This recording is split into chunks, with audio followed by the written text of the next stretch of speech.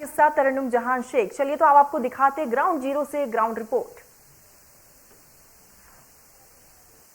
अभी हम खड़े हुए हैं पृथ्वीपुर ग्राउंड में, जहां पर मुख्यमंत्री का कल कार्यक्रम होने वाला है। मुख्यमंत्री कल विकास समागम कार्यक्रम यहां सर आयोजन होगा, जिसमें कई यहां पर प्रशासनिक स्टॉल भी लगाए जाएंगे और जो शासन की विभिन्न योजनाएं हैं उनके माध्यम से जानकारी दी जाएगी।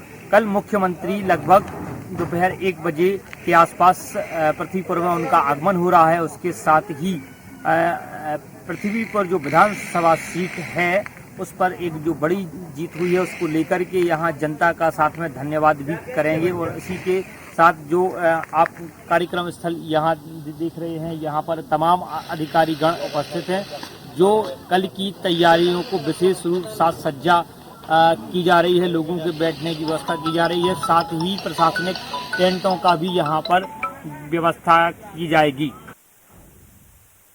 पखवाड़े पूर्व मुख्यमंत्री भूपेश बघेल ने प्रदेश में कानून व्यवस्था स्थापित करने के लिए पुलिस अधीक्षकों की आईजी की कॉन्फ्रेंस ली, लेकिन उसका असर कुछ नहीं हुआ। उल्टा पुलिस और ढीली हो गई।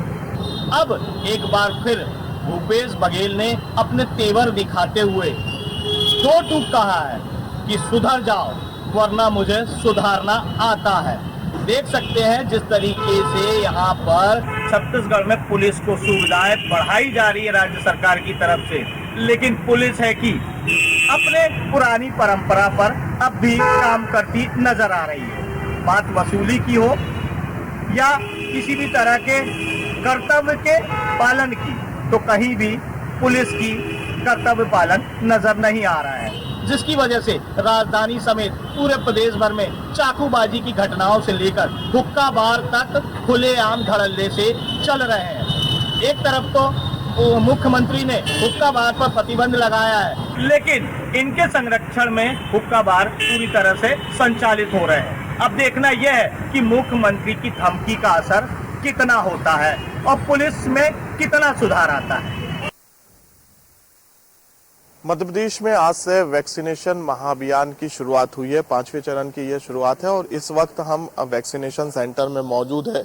ये मध्य प्रदेश की राजधानी भोपाल का पहला ऐसा वैक्सीनेशन सेंटर है जो 24 घंटे यहाँ पे वैक्सीन लगाई जाती है। देर रात भी जो है यहाँ पे वैक्सीन लगाई जाती है। आप देख सकते हैं कि यहाँ पे जो है वैक्सीनेशन सेंटर में जो भी व्यक्ति वैक्सीन लगवाने फर्स्ट या सेकंड डोज पहुंच रहे हैं, सबसे पहले जो है टेम्परेचर यहाँ पे चेक किया जा रहा है। उसके बाद जो है वैक्सीनेशन सेंटर में रजिस्ट्रेशन किया जा रहा है।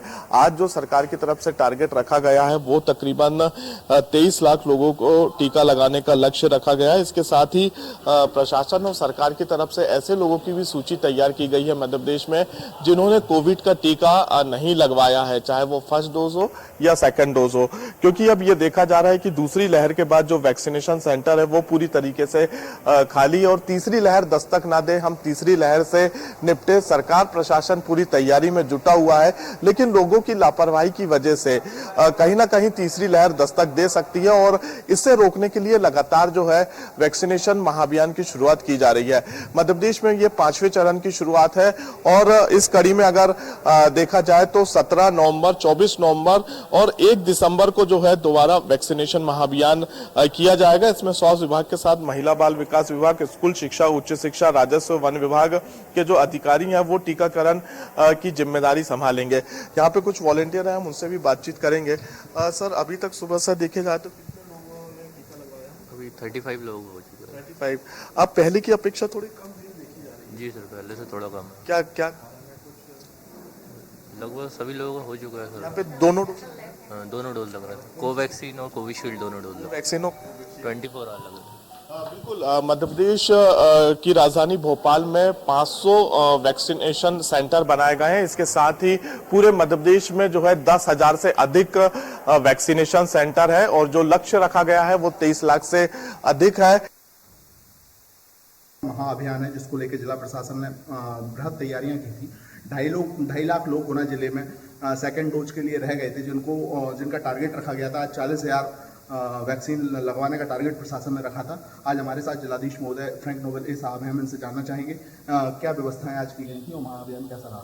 आज अभी वैक्सीनेशन महाअभियान जो 10 तारीख, 17 तारीख, 24 और 1 तारीख को ऐसे माननीय मुख्यमंत्री जी द्वारा निर्देश दिए गए, उसके अनुसार हम लोग करा रहे हैं। आज हमारा लगभग 40,000 का टारगेट है एंड अभी तक 1 बजे की स्थिति में हमारे 10,000 वैक्सीनेशन कंप्लीट हो चुके हैं एंड सभी जगह में लगभग अराउंड 300 लोग आज की डेट में लगे हैं, अराउंड 183 टीम्स लगी है इसमें काम करने के लिए एंड जो भी वैक्सीनेशन जो भी है घर घर जाके भी हम लोग वैक्सीनेशन करा रहे हैं। तो हम बस इतना अपील करते हैं जहाँ पर भी आपके नियरेस्ट सेंटर्स वहाँ पर जरूर जाके अपना सेकंड वैक्सीनेशन डोज लगा लें। आज की डेट में लगभग हमारे पास 2 लाख लोग हैं जिनका वैक्सीनेशन ड्यू अभी भी चल रहा है एंड लगभग 5 लाख लोग हैं जिन्होंने फर्स्ट डोज लगा के सेकंड डोज लगाने के लिए उनका टाइम पीरियड आ रहा है। तो बस रिक्वेस्ट इतना रहेगा सभी से कि इस वैक्सीनेशन महाअभियान का भी लाभ उठाएं और लगातार वैक्सीनेशन में हाँ सर, देखा गया कि कई ऐसे क्षेत्र में अवेयरनेस नहीं है, उस अवेयरनेस के लिए क्या कैंपेनिंग चलाई जा रही है और कैसे कर्मचारियों को द्वार द्वार भेजा जा रहा है। हमने जहाँ तक फर्स्ट डोज की बात है, हमने मोस्टली हमारे 93% हमारा फर्स्ट डोज वैक्सीनेशन हो चुका है। बहुत 7% जो बचा है वो हमें मिल नहीं रहे हैं लोग। बाकी जो सेकंड डोज के लिए चल रहा है, हम डोर टू डोर कैंपेनिंग भी शुरू कर दिया है। पहले डोर टू डोर कैंपेनिंग नहीं था, घर घर जाके वार्ड में जाके हर घर में जाके खटखटा के हम लोग उनको वैक्सीनेशन करा रहे हैं। थोड़े लोग इनकार कर रहे हैं, थोड़े लोग मना कर रहे हैं, तो इसमें थोड़ी हमें दिक्कत प्रैक्टिकल डिफिकल्टी आती है क्योंकि सिंगल डोज से कुछ होने वाला नहीं है। दोनों डोज जब तक नहीं लगेंगे तब तक प्रोटेक्टेड नहीं है और जब तक सभी लोग दोनों डोज वैक्सीनेशन नहीं करेंगे तब तक हम प्रोटेक्शन कोविड से नहीं रहेगा। इसलिए सभी से अनुरोध है कि सेकंड डोज जरूर पूरा करें। अच्छा सर, अभी पंचायत चुनाव आने वाले हैं तो उसको लेके क्या तैयारियां आपके द्वारा चलेगा। पंचायत चुनाव के लिए जो प्लानिंग चल रही है उसके अनुसार हमने सभी जगह में RO ARO की नियुक्ति कर दी है, जोनल अधिकारियों की नियुक्ति कर दी है। देन हम लोगों ने सेंसिटिव एंड क्रिटिकल जो मतदान केंद्र हैं इनको भी हमने चिन्हांकन कर लिया है एंड इसके साथ साथ BLO को भी अभी सेंसिटाइज करके रखा है एंड नाउ पोलिंग स्टेशन में जो बेसिक तैयारीज रहती है, अश्योर्ड मिनिमम फैसिलिटी जो रहती है, उसकी भी तैयारी के लिए सभी ROs को और SDO को निर्देश किया गया है। इंदौर में छठ पर्व हर्ष और उल्लास के साथ मनाया जा रहा है। विजयनगर स्थित यहाँ पर बड़ी संख्या में जो व्रतधारी महिलाएं हैं वो पहुंची। आप देख सकते हैं कि यहाँ पर छठी मैया की कामना की जा रही है, आराधना की जा रही है कि हर साल की तरह हर्ष और उल्लास के साथ छठ का पर्व मना सके। मेरे साथ कुछ महिलाएं, हम उनसे पूछते हैं कि छठ पर्व का क्या महत्व है और क्यों मनाया जाता है। जी, छठ हमारे वहाँ पे बहुत महत्वपूर्ण है और इसकी पूजा है, सब अच्छा है हमारे लिए। हमारे सबसे ज्यादा महत्वपूर्ण इनको माना जाता है। हर साल कुछ खास कामना वगैरह नहीं, ऐसी कुछ नहीं है। जी, छठ पर्व है, इसको लेकर आप क्या कहेंगी? आप भी हर साल व्रत रखती हैं? नहीं, मैं नहीं रखती हूँ, मम्मी रखती है हमारी। बस छठ माता से यही प्रार्थना करते हैं कि हमेशा हमें स्वस्थ रखना, हमारे बच्चों को स्वस्थ रखना, बस यही। छठ का महापर्व है, क्या कहना चाहेंगे आप? छठ बिहारियों की सबसे महत्वपूर्ण त्योहार है और इसको बहुत उल्लास से मनाया जाता है हर त्योहारों से, और इसको हर त्योहार से अच्छा मनाया जाता है। जो भी छठ मैया से मनोकामना करते हैं वो पूर्ण होती है। आपने कोई मनोकामना की? नहीं, अभी तो हमने नहीं रखा है उपास, मम्मी लोग रखते हैं पर मनोकामना पूर्ण होती है। तो आपने देखा कि किस तरह से छठ मैया की यहाँ पर कामना की जा रही है और जो महिलाएं हैं वो यही कामना कर रही है कि उनके घर परिवार में सुख समृद्धि बनी रहे। और साथ ही साथ इस बार खास तौर से यह प्रार्थना की गई है कि जो कोरोना है वो पूरी तरह से खत्म हो जाए और ये जो महामारी है उससे पूरे विश्व को छुटकारा मिल सके। तो छठ मैया से निश्चित ये जो कामना की गई है व्रतधारी महिलाओं ने की गई है, आस्था से की गई है, निष्ठा से की गई है, तो यकीन है इन व्रतधारी महिलाओं को कि कोरोना से छुटकारा मिलेगा। साथ ही साथ इंदौर में करीब 100 स्थानों पे हर्ष और उल्लास के साथ छठ का ये महापर्व मनाया जा रहा है। छठ महापर्व है, लोक पर्व। इसको कुछ भोजपुरी समाज के लोग पूरे उत्साह विधि विधान के साथ मनाते हैं। आज डूबते सूर्य को यहाँ अर्घ्य दिया जा रहा है, सुबह उगते सूर्य को अर्घ्य दिएंगे। पूरा प्राकृतिक वनस्पतियों का यहाँ पे एक तरह से ये त्योहार है, भगवान सूर्यदेव की आराधना पर्व। किस तरह से मनाते हैं त्योहार? ये हर्ष उल्लास से व्रत रखते हैं जी। रात को खाना खा लेते हैं, उसके बाद कुछ पानी। पूजा कैसे करते हैं? क्या सूर्यदेव को? सूर्यदेव को शाम को भी अर्घ देते हैं और सुबह भी देते हैं अर्घ। तो मेन तो वही है, छठ मैया का व्रत का मतलब कि सूर्य देव को अर्घ जो परिवार के साथ मनाते हैं। जी परिवार के साथ पूरे परिवार के साथ मनाते हैं। छठ मैया का पर्व है, महापर्व है ये लोक पर्व, जिसका काफी समय से इंतजार रहता है लोगों को। पूरे विधि विधान के साथ पूजा अर्चना किस तरह से मनाते हैं ये त्योहार? क्या है सूर्यदेव की आराधना करें? हाँ, भगवान के आराधना करेला आदमी ध्यान से। अब यही न अपन के पूजा पाठ करना है। हमनी के गांव में भी होला, यहाँ भी आ गए तो यहाँ भी कर अर्घ देते हैं। हाँ, वो सब मनोकामना पूर्ण करते हैं, इसीलिए तो हम लोग पूजा पाठ करते हैं। हाँ, हमनी के देश में पूरी एक घर बाकी नहीं रहता, सब करते हैं पूजा। पूरे साल भर इंतजार रहता है पर्व का मनाने का। साल भर पर आदमी किस तरह से मनाते हैं? अच्छी बच्चों को खुशी के लिए मनाते हैं। इंतजार रहता है इस दिन का? हाँ, इस दिन का इंतजार मनाते हैं। 2 दिन। 2 दिन का पूरा पर्व लगातार ये त्योहार मनाते हैं। 2 या 3 दिन का यह पर्व रहता है। कल सुबह इसका समापन होगा, उगते सूर्य को अर्घ्य देंगे। परिवार की सुख समृद्धि आराधना कामना, बच्चों की सुख समृद्धि को लेकर पर्व मतलब पूरे इसमें प्राकृतिक रूप से वनस्पति हैं, फल सब्जी हैं, खासतौर से प्रकृति का यहाँ पे एक त्योहार है, महापर्व है, लोक छठ है। तो सूर्यदेव का यानी जो सामने दिख रहा है भगवान सूर्य, अभी तक सभी ईश्वर को हम सुनते आए हैं, लेकिन जो इस पर्व में जो आराधना होती है भगवान सूर्य की, जो साक्षात प्रकट रहते हैं, शाम को इनको डूबते सूर्य को अर्घ्य दिया जाता है, सुबह उगते सूर्य को। और ये लोक पर्व की इनको काफी तैयारी करनी पड़ती है, काफी इनको इंतजार होता है और पूरे उत्साह के साथ भोजपुरी समाज के लोग इस पर्व को मना रहे हैं। लोक आस्था का पर्व छठ पर्व की धूम अनूपपुर में भी है। यहाँ के ऐतिहासिक मड़फा तालाब में जो उत्तर भारतीय और बिहार और झारखंड के निवासियों ने छठ पूजा समिति ने उसकी एक व्यवस्था की है। मैं अपना कैमरामैन से पहले कहूँ उस व्यवस्था को एक विहंगम दृश्य दिखाए, किस तरीके का यहाँ पर दृश्य है, किस तरीके से लोग यहाँ पर हैं जो प्रकृति से जुड़ करके और बांस के सामान, गन्ना का पो, उसके अलावा जो प्राकृतिक चीजें हैं उस तरह से काम करके पूरी स्वच्छता का ध्यान रखते हुए इस पूरे आयोजन।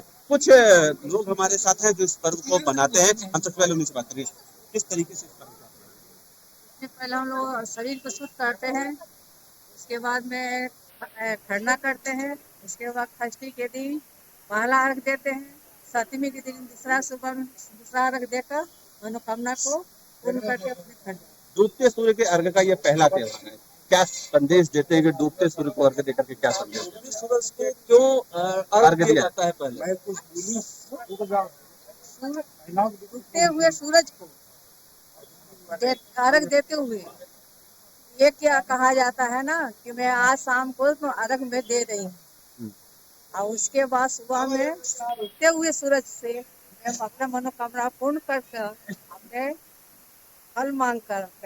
बिल्कुल, समाज में हर डूबता हुआ जो व्यक्ति होता है वो किसी पतन का विचार होता है, लेकिन उगते सूर्य से ये मांगा जाता है कि जिस तरह से आप में प्रकाश है वो पूरे समाज में प्रकाश हो। हमारे साथ एक और है, कुछ गीत गाए जाते हैं इसको लेकर के, किस तरीके का गीत गाया जाता है? कुछ बताएं। आप गाइए। भगवान सबके विनती करते हैं, हाथ जोड़ी करते हैं, सबके सुख मांगते हैं, आनंद मांगते हैं, सबके भाई बाबू अच्छा रहे, परिवार अच्छा रहे, सब आनंद। कौन सा गीत गाना पसंद करेंगे आप? हम छठी माई की गाना गाएंगे, छठ पूजा की। बताइए।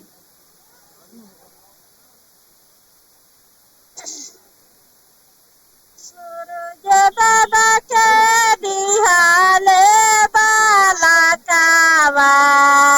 बाला का दिल झूठी आए, बाला का दिल झूठी आए। अरे उनो कारा मांगीरा मोहिया मारे ली चाटा कान चालाय, मारे ली चाटा कान चाला। छठी मैया बोलाली हारी के काहे मालू चाटा कान। उत्तर भारत के महापर्व छठ का उत्साह अब निमाड़ की धरा पर भी देखने को मिल रहा है। खंडवा के गणगौर घाट का ये नज़ारा हम आपको दिखा रहे हैं। यहाँ यूपी और बिहार से आए लोग छठ पर्व को बड़े ही उत्साह के साथ मना रहे हैं, छठ मैया की पूजा अर्चना कर रहे हैं। यहाँ पर जो श्रद्धालु हैं, जो भक्त हैं, उन्हीं से जानने की कोशिश करते हैं कि छठ पर्व को लेकर किस तरह का उत्साह है, किस तरह की आस्था है। ये पर्व हमारा बिहार से स्टार्ट होके पूरे इंडिया से लेके अब तो पूरे वर्ल्ड में हम लोग मनाते हैं। और इसकी पौराणिक जो है कि माता सीता भी ये पर्व की थी, माता पार्वती जी भी ये पर्व की थी, और उनकी भी जो इच्छा थी और जो मनोकामना थी वो भगवान सूर्य भगवान ने पूरा किए थे। और ये गंगा के घाट पे सूर्य भगवान को हम लोग अर्घ्य देते हैं और अपनी मनोकामना मांगते हैं भगवान से कि अगर भगवान हमें कुछ गलती की है तो उसके लिए हमें माफ़ी कर दे। और जो भी होती है ये पर्व में हम बेटा के लिए तो मांगते ही हैं और बेटी के लिए भी हम लोग उसी मानते हैं। बिल्कुल, बेटा और बेटी समान है। आज उगते सूर्य की पूजा सभी करते हैं, लेकिन डूबते सूर्य की पूजा भी की जा रही है। क्या महत्व है, कैसे देखते हैं आप? जैसा कि सभी को पता है कि मतलब उगते हुए मतलब सूरज डूबता है, लेकिन कल जो सूर्य उदय होगा वो हमारे लिए एक प्रेरणा का स्रोत होगा। तो हमारे यहाँ क्या है कि बोला जाता है कि केवल उगते हुए सूरज प्रेरणा का स्रोत होता है, तो नहीं, ये बात जैसे डूबते हुए सूरज है वैसे फिर कल वैसा ही उनके जीवन में एक सूर्य उदय होगा। छठ मैया की पूजा के लिए आप आज जुटे हैं, कुछ उनकी आराधना में जो गीत गाते हैं, एक गीत हो जाए तो। किलवा के पात पर उगलन सूरज देव झाके झूके, के करेली छठ बरतिया के झाके झूके, के करेली छठ बरतिया से झाके झूके। छठ मैया की पूजा का उत्साह निमाड़ की धरा पर भी देखने को मिल रहा है। बाल अधिकार संरक्षण पखवाड़ा चल रहा है और इसके चलते तमाम कार्यक्रम किए जा रहे हैं। बच्चों के बीच लोग पहुंच रहे हैं, संस्थाएं पहुंच रही हैं और उनको बता रही हैं कि उनके अधिकार क्या हैं, गुड टच क्या है, बैड टच क्या है, किस इंसान का क्या इंटेंशन है जो उनको छू रहा है, वो कैसे उनको पहचानना है, किस तरह अपनी आवाज़ को रखना है, क्या हेल्पलाइन नंबर है, माता पिता को कैसे बताना है। इन तमाम चीज़ों को लेकर इन बच्चों को जो है समझाया जा रहा है। आप देख सकते हैं तमाम छोटे छोटे बच्चे स्कूल के यहाँ पर बैठे हुए हैं, ये सीख रहे हैं कि किस तरह जो है हमें अपनी आवाज़ रखनी है। मैं स्कूल की जो प्रिंसिपल हैं उनसे जानता हूँ, मैम किस तरह इन बच्चों को जागरूक करने का काम इस बाल अधिकार संरक्षण पखवाड़े के अंतर्गत किया जा रहा है। मिसेस शेफाली ठेंगे के द्वारा इस सप्ताह के अंतर्गत हमारे स्कूल शासकीय नवीन जवाहर विद्यालय में आकर के और ये आयोजन किया गया। छोटे बच्चों को, बहुत ही छोटे बच्चों को जिनको बहुत कम समझ होती है, उनको अवेयर करने के लिए ये कार्यक्रम बहुत ही अच्छा रहा। और इस कार्यक्रम में उनके द्वारा बताया गया बच्चों को कि किस तरह से अपने private parts, good touch, bad touch की जानकारी, यदि कोई गलत तरीके से टच करता है तो बच्चों को समझाया गया कि उसकी जानकारी वो अपने माता पिता को दे, अपने गुरुजनों को दे, टीचर्स को दे और इसमें कोई हेजिटेशन ना रखे। इस तरह से हम अपराधों को कम करने के लिए बच्चों को अवेयर कर रहे हैं।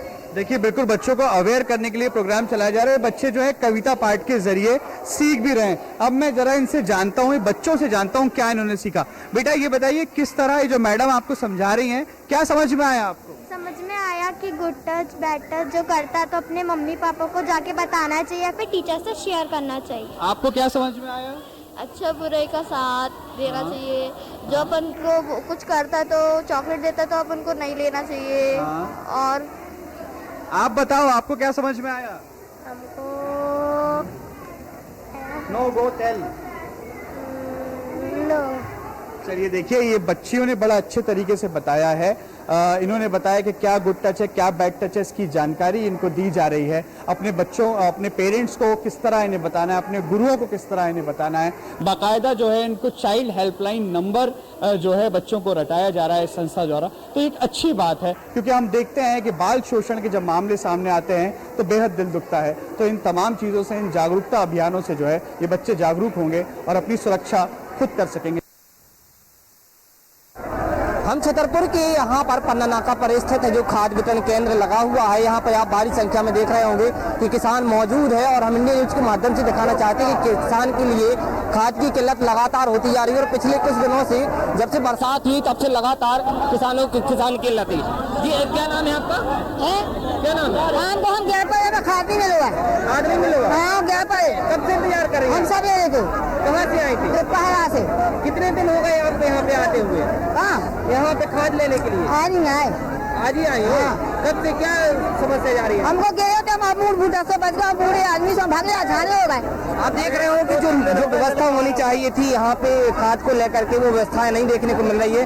भीड़ तस्वीरों में आप तस्वीरों में देख सकते होंगे कि किस तरह से लोग यहाँ पे खड़े हुए हैं और साथ में महिलाएं भी खड़ी हुई हैं। प्रशासन के द्वारा यहाँ पे किसी प्रकार की कोई व्यवस्था नहीं बनाई गई है और ना ही महिलाओं के लिए ना ही पुरुषों के लिए अलग अलग लाइनें बनी जा रही थी, जो नहीं बनी हुई। सिर्फ एक काउंटर के माध्यम से ही लोगों को खाद मुहैया कराई जा रही है, जिस कारण से यहाँ पे लगातार पब्लिक एकत्रित हो रही है और उसी कारण से लोगों को खाद्य नहीं मिल पा रही है। हम कुछ महिलाओं से और बात करने की कोशिश करेंगे कि क्या व्यवस्था है। जी, क्या नाम है आपका? क्या नाम है? हमारा नाम लट्टू भाई। कहाँ से आई हैं? बनवाठा से। क्या लेने आई थी आप? खाद ले भी है, सबसे इंतजार कर रही है, कल दिन से कर रहे हैं। 3 दिन हो गए यहाँ बराबर आती है लाइन। एक ही काउंटर बना हुआ है क्या? पुरुषों की और जो महिलाओं की लाइन लगी हुई है, एक ही लाइन लगी हुई है।